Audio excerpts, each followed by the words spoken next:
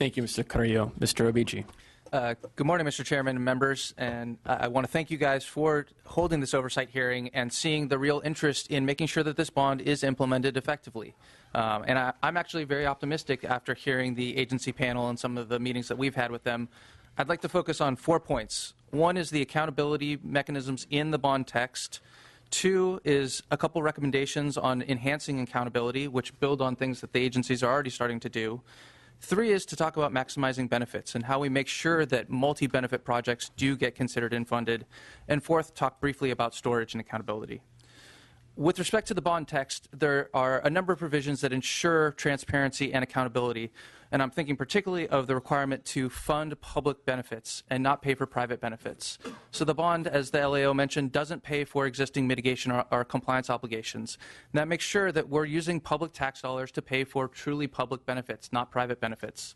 Similarly, the cost-sharing elements of the bond make sure that local agencies that will benefit from projects put their money where their mouth is and that we're funding good, effective projects. Those cost-sharing requirements can and should be waived for projects to benefit disadvantaged communities. Building on that framework, and I think entirely consistent with that, is the need to ensure that we have an agreed-upon methodology for evaluating these kinds of projects.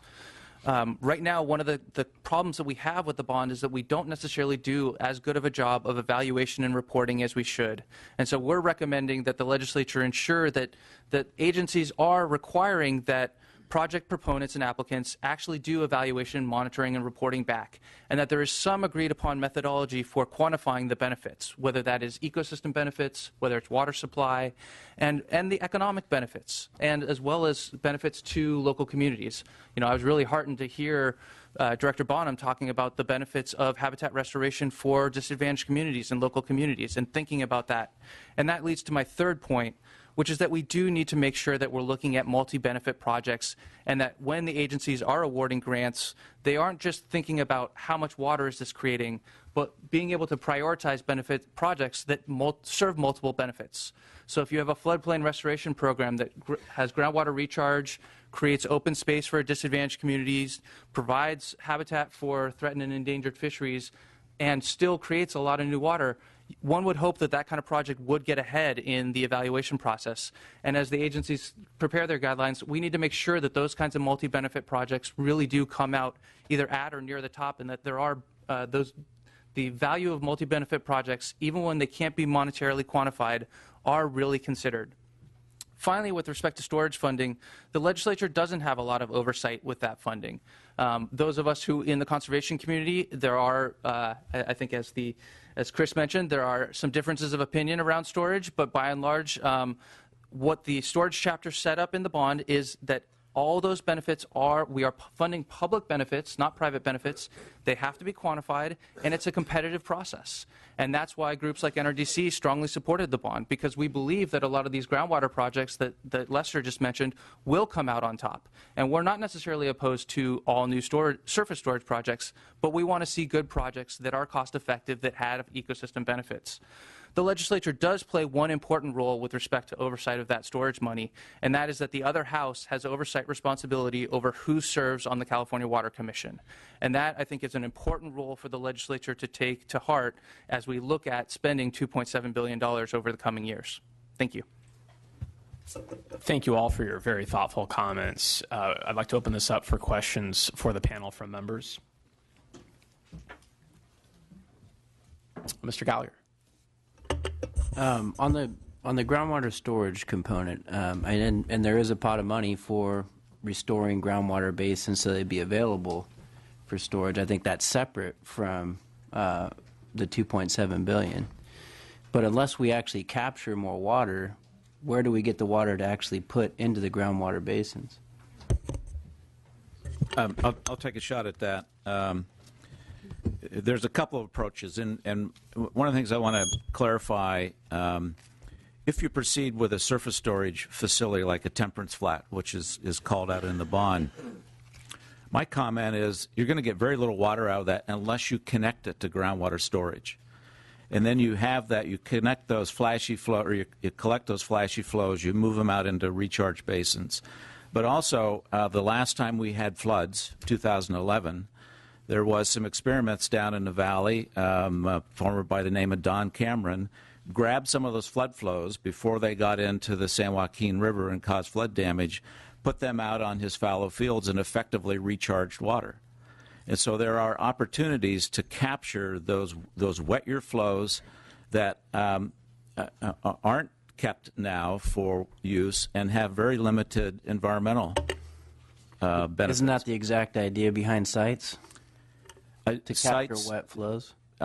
Sites is an off-stream reservoir, and the folks, as you may know, they have formed a joint powers authority to look at that, and they have evaluated it being used conjunctively with groundwater. So that's part of what I'm talking about. And there's been a little bit of work done by UC Davis and the Nature Conservancy that shows when your surface storage is connected to groundwater storage, the yield goes up significantly. All right, thank you very much, Mr. Snow. Mr. Abeji, I'd like to follow up on some of the comments that you made. I really appreciated the framing of the importance of the multi-benefit projects. When we talk about spending money wisely, efficiently, making scarce resources, the money that we have, go a long way to protect another scarce resource that we have, multi-benefit sounds like the way to go. Is there, you said that you had confidence hearing from the agencies. You believe that the framework is there to allow that to just happen between them. From a stakeholder perspective, can you give us a little bit more about how we can encourage that lens for the investment of this money? Certainly. I mean, I think asking that question of the agencies is the first place to start. I am encouraged because the first set of guidelines that have come out do reward at least a little bit multi-benefit projects. So I believe, if my math is right, that the state water or the Coastal Conservancy's guidelines for Prop 1 provide like a 5-point benefit out of 100 points for multi-benefit projects. And I think the question then becomes, how are we quantifying those benefits, and is that enough of a boost for multi-benefit projects? And I think it's probably something that we're going to need to talk with the agencies more and encourage them to give more benefits or more points to multi-benefit projects. If you have a water conservation project that saves water and saves a lot of energy, embedded energy, say in Southern California, you now have, you've now doubled the effectiveness of your money in some ways. And you may be able to pair it with existing grant programs under AB 32 or other programs. And I think it's that kind of synergy that we'd like to see.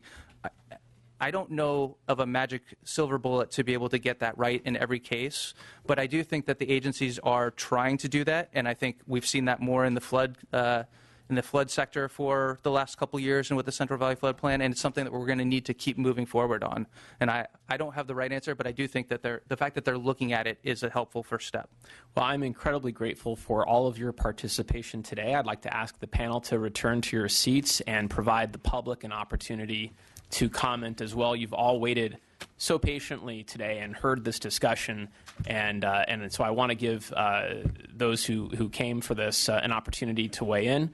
And of course, we are being mindful of the late hour that this really rich discussion brought us to.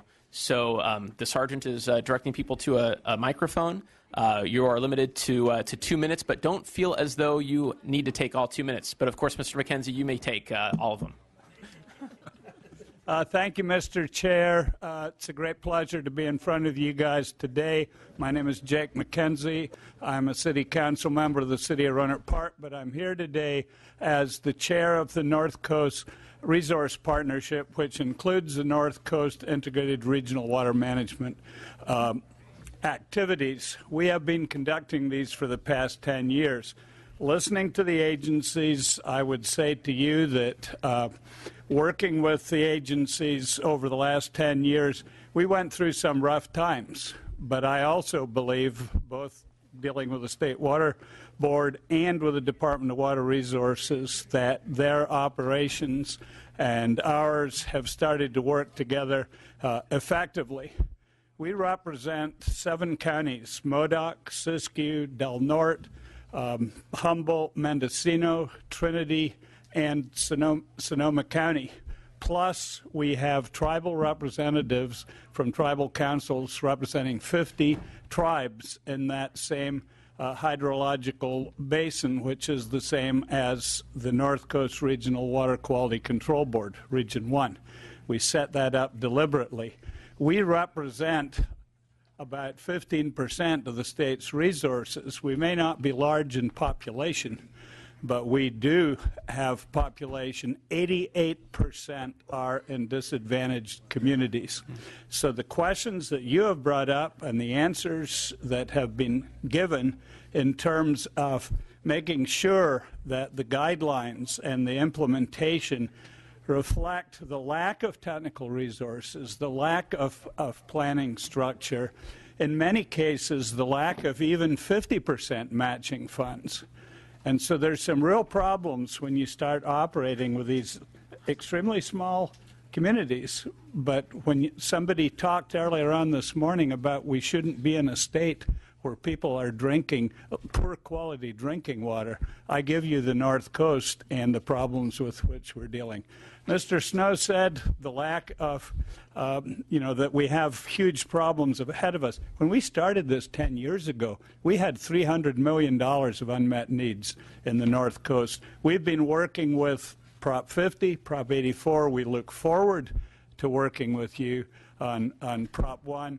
And when Assemblymember Rendon had his hearings last year in Eureka, I went up and represented us in front of him. I think we have had great service from you guys, and I think what we would like to be able to do is to work cooperatively with you as this process unfolds. And believe me, we will be present at public hearings, and we will be providing input. And I really appreciate your courtesy this morning, Mr. Chair, and members for being here. Thank you very much. Thank you, Councilmember. Good afternoon. My name is Jennifer West. I'm the Managing Director of Water Reuse California. I want to thank this legislature and the administration for putting significant funding in the bond for recycled water. We've talked a lot about that today. We think this will help us immediately meet some of our short-term issues we're having with the drought, short and long-term, and prepare us for the next drought. We are happy generally with the State Board's recycled water funding program. We understand the funds are going to be going there. We will be seeking some very important needed changes to the funding guidelines to help expedite these funds. One is what was raised before by Ms. Tuck about greatly increasing the current $5 million grant cap, which has been in place since Proposition 13. Obviously, projects cost more now. We think this is important because of the drought as well. We also want to increase the cap for planning project, which is currently at $75,000. As we move into potable reuse projects, it's going to take a lot more coordination between wastewater and water agencies, and we think that's an important change we're going to be seeking as well. We're also looking at possibly increasing the percentage of grants to loans, which is currently at a 50-50 percentage. So we think these and possibly other changes are needed in the guidelines. We're going to be working closely with the legislature and the State Board on this, and we thank you very much for your time. Thank you, Ms. West. Mr. Davis. Good afternoon, Chairman, members of the committee. Very much appreciate the oversight. It's an important function. I know you've got a long line behind me, so I'm going to get to 1 minute. Very briefly, I'm representing the Water Bond Coalition, which is a collection of interests from Ventura all the way to the Oregon border, primarily coastal communities and counties and resource conservation districts. Just to ask you to please keep in mind the geographical balance when considering this type of bond funding that's coming forward. Economically disadvantaged regions like the North Coast need funding up front for planning and CEQA. They also have a hard time meeting the 50% match, so when considering the state revolving loan program that is originating in the federal level, please consider that as helping them qualify for their match. And I assure you there's about 80 communities that want to continue to support you in this work, so thank you again. Thank you. Next, please. Can they be closer to the mic, or do they have to be that far? And you guys can step up a little bit closer so we can shave a second or two off the transition. Thank you. Good afternoon now. My name is Russ Bryden. I'm an engineering manager with the Los Angeles County Department of Public Works.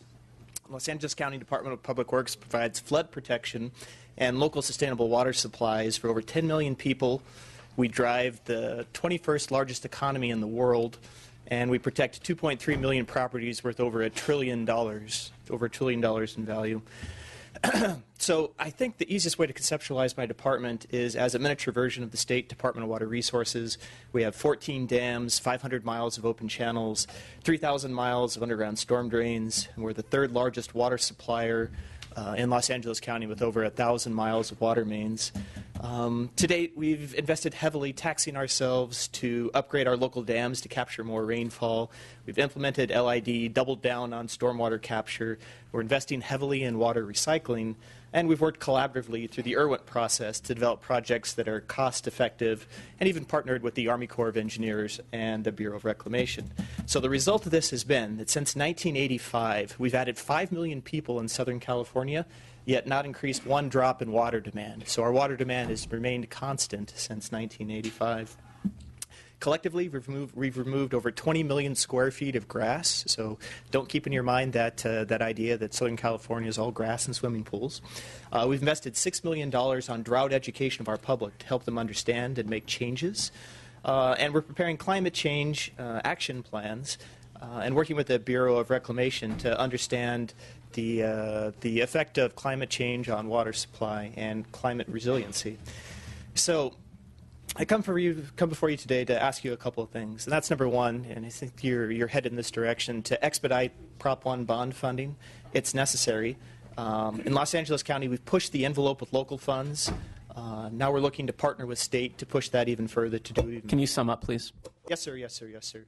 Ask you to further streamline the grant and permitting process, to expedite project delivery, and to direct agency staff to continue working with Los Angeles County to continue our partnership. Thank you. Hello, Chairman and members of the board. My name is Anthony Arevalo. I'm with the City of Long Beach. I'm the Stormwater Officer for the City of Long Beach. And the reason why I'm here and talking to you is that I did not expect to speak to you, but I was notified about the hearing. It had to do with the Prop 1, and it's something that I'm looking for the city. What's going on with the City of Long Beach and what we've been working on for the past year is to find an alternative, what to do with the runoff water. I've heard a lot of talk here to talk about you want to found ground storage. And one question came up is, well, where are you going to get the water? Well, the thing is, for the past year, we've been working on feasibility studies and conceptual studies to see what we can do, what would happen if we intercept the groundwater before going to, in this particular location, Long Beach would be into the LA River. So the thing is that we've done studies. We found out that we have a good amount of water that comes in. In this project that I'm looking at, it's called the Long Beach Municipal Urban Stormwater Treatment Facility, something very similar to the SMRF that's in Santa Monica, where they also, it's the first facility that's ever intercepted groundwater runoff.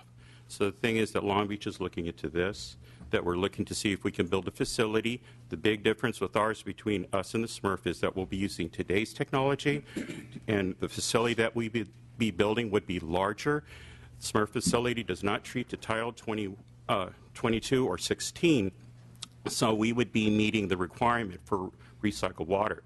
The other thing, too, is that, and I'll try to be quicker, is that Long Beach already is very active in its recycle program, but it's for sanitary sewer water.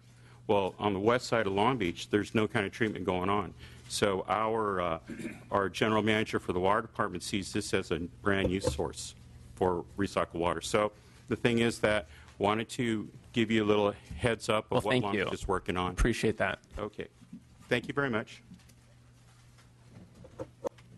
Good afternoon, Mr. Chair and members. I'm John Woodling. I'm Executive Director of the Regional Water Authority. I represent about 24 water providers serving about 2 million people in the greater Sacramento area.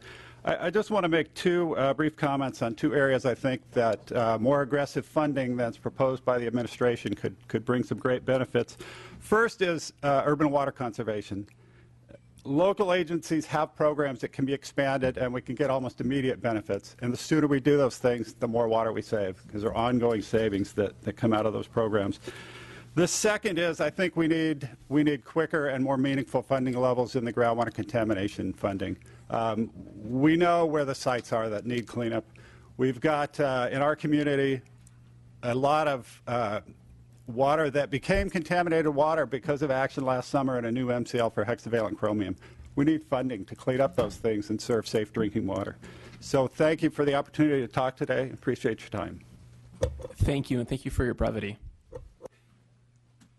Very quickly, Mr. Chair, committee members, thank you for convening this hearing. This is Chris Maurer on behalf of the California Council of Land Trust. We're thrilled to death to see the release of the draft schedule for the various draft for the funding guidelines, and we look forward to providing constructive feedback at the public workshops at the appropriate time. Thank you. Good afternoon, Chair, members of the committee. My name is Kyle Jones with Sierra Club, California. I'd like to offer support for the comments made by Community Water Center and NRDC today, and also reiterate the need for a California Water Commission that is more reflective of California's diverse public interests in order to ensure a level playing field for the distribution of funds in a manner that actually creates a sustainable water system that encourages regional resiliency, that recharges groundwater, and protects the environment. Thank you.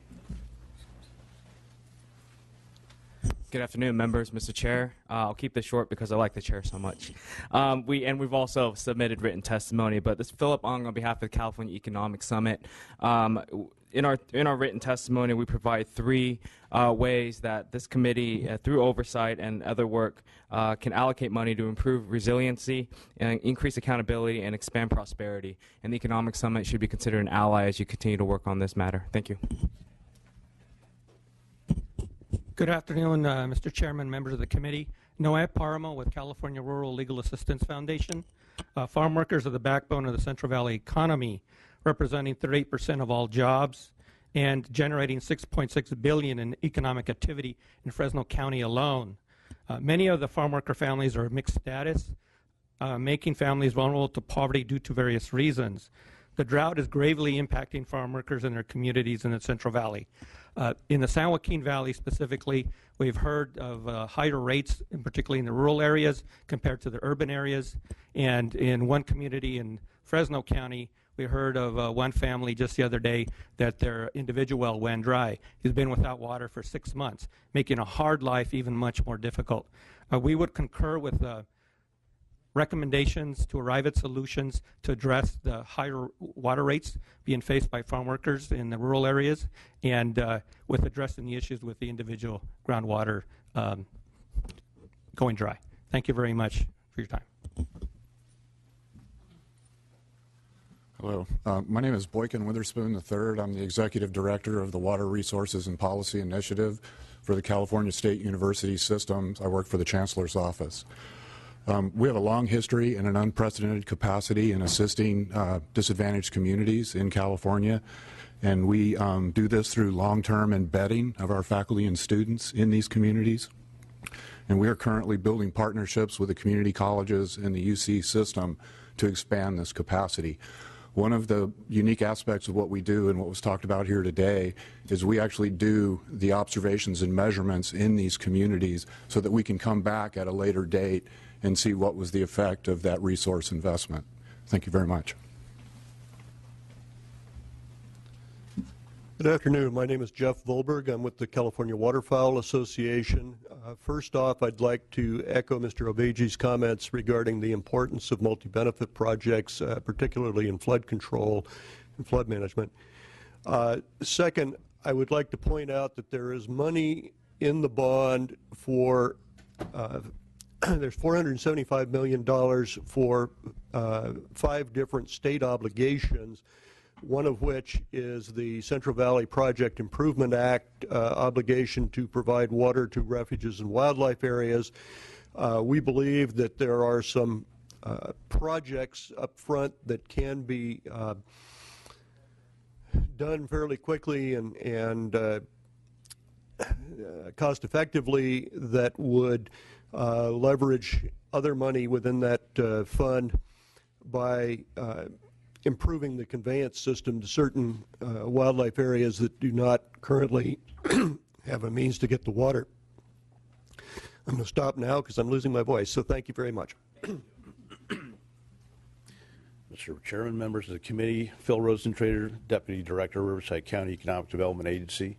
Riverside County is at the crossroads of imported water in Southern California, with the terminal reservoirs for the State Water Project and the Colorado River water ending in our county. It's distributed for ag as well as urban as well as habitat uses, which underscores the opening comments from the chair, the importance of recognizing the need for integrating water in a way that addresses water, food, and energy crises approaching on a worldwide scale. Riverside County is the home of integrated planning, whether it's on the west end with the Santa Ana River watershed, where integrated watershed management was coined and implemented, to the west or the east end, where the Salton Sea now resides in a crisis mode. We recognize there are limited resources, and if we're going to get the best bang for the buck and the best return for the environment, for the economy, the farm community, and the people who live there, we must emphasize the integration of those and the prioritization of those projects that deliver multiple benefits. So I applaud that embrace, and we encourage this committee in its oversight role to continue to prioritize the expenditures in that manner. Good afternoon, Mr. Chair and members. I'm Roger Shintaku. I'm the General Manager of the Salton Sea Authority, and I'd like to encourage you to have the state-funded agencies that are receiving bond funds to work creatively to advance projects, and not, as I think I heard mentioned earlier, work in a silo fashion. The other thing is, I would like to make sure that the state acts expeditiously to meet its water-related obligations, such as for the quantification settlement agreement. Thank you. Good afternoon. My name is Carrie Timmer. I'm the Government Affairs Director for the Sierra Business Council. I'm going to read the phone book just because I think you need to hear another female voice. No, I'm only kidding. We have three recommendations that we'd like to propose for funding allocation under Prop 1. A couple of these you've heard already. The first, of course, is multiple benefits. We believe that projects that achieve multiple benefits should be prioritized over those that don't. Secondly, we really propose a whole system approach where multi-benefit restoration projects under the various allocations to the Resources Agency, to Fish and Wildlife, and to WCB should be built to create benefit throughout the entire system. They should integrate with other Prop 1 funded programs, especially at the regional level, such as through Conservancy's WCB and the IRWMP organizations, and that they should focus on, not solely, but there should definitely be a focus on source water areas of statewide significance. And for us, what that indicates is based on contribution that an area makes to the Delta, to the State Water Project, to the Central Valley Water Project, or to critical local supply, not strictly based on population. The other big piece for us is we believe that we have an unprecedented opportunity to use some of the Prop 1 funding to test or analyze, to create pilot projects that will test or analyze what many scientists are saying, but what that we don't feel we have enough evidence to fully support. And this will allow us to spend money more wisely in the future. Many people have said that the water bond Prop 1 is just a down payment on many hundreds of billions of dollars worth of work that needs to occur. And we believe that if we devote a little bit of this funding early, up front, to test out some of these theories and prove them on the ground, it will allow us to make much better decisions in the future. A particular case in point is looking at how potentially upper watershed and forest restoration might be able to increase water reliability and volume over time. So I encourage you to use this opportunity to devote at least a portion of this funding to the kind of analysis that will give us those results that we can build on in the future. Thank you. Good afternoon, Mr. Chair. Committee members, I'll be brief. Mark Rentz, Integrated Natural Resource Management. And of course, as the name applies for my consulting business, I'm pleased to hear everybody talk about integrated resource approaches. I'll cut really to chase. I'm also very appreciative of the discussion about looking at ways to leverage Prop 1 resources with other funding mechanisms, both private and public, to further expand our ability to more effectively address the environmental and economic challenges ahead. During the course of today, though, and it's interesting, the last comment by the person who preceded me hit right on the nutshell where I was going. It's interesting that during the discussion today, I heard very little discussion or reference to the upper watersheds, where 60%, more than 60% of California's water originates. And yet we have an opportunity to look at an integrated strategy or multi-benefit strategy that applies to ecosystem restoration, and that's improving the health and resiliency of our upper forested watersheds, where, like I said, 60% of the water originates. Well-designed, environmentally sensitive management actions to thin, uncharacteristically dense forest stands can reduce the risk and intensity of wildfires. As we all know, those wildfires can affect water quality, affect the storage capacity of our reservoirs, and as some scientists have started to articulate, potentially increase water yield from those watersheds. Those are the water benefits. At the same time, the other integrated benefits are we can protect wildlife habitat, improve biodiversity, reduce carbon and greenhouse gas emissions that are associated with the megafires we've been experiencing in recent years, increase carbon sequestration associated with healthier, faster growing forest stands, and finally, the vegetation removed can provide fuel for green renewable bioenergy to help achieve California's bold renewable energy goals. So as we move ahead, I hope we look at those type of projects in the upper watershed and the host system as what it can provide for us. Thank you very much for your time. Thank you, Mr. Chairman. My name is Juan Altamirano. I'm the Associate Director of Public Policy with Audubon, California. We want to, first of all, thank you for holding this hearing. We also want to echo and support the comments offered by NRDC and the Community Water Center, especially within the NRDC comments, the need for prioritizing multi-benefit projects. Thank you.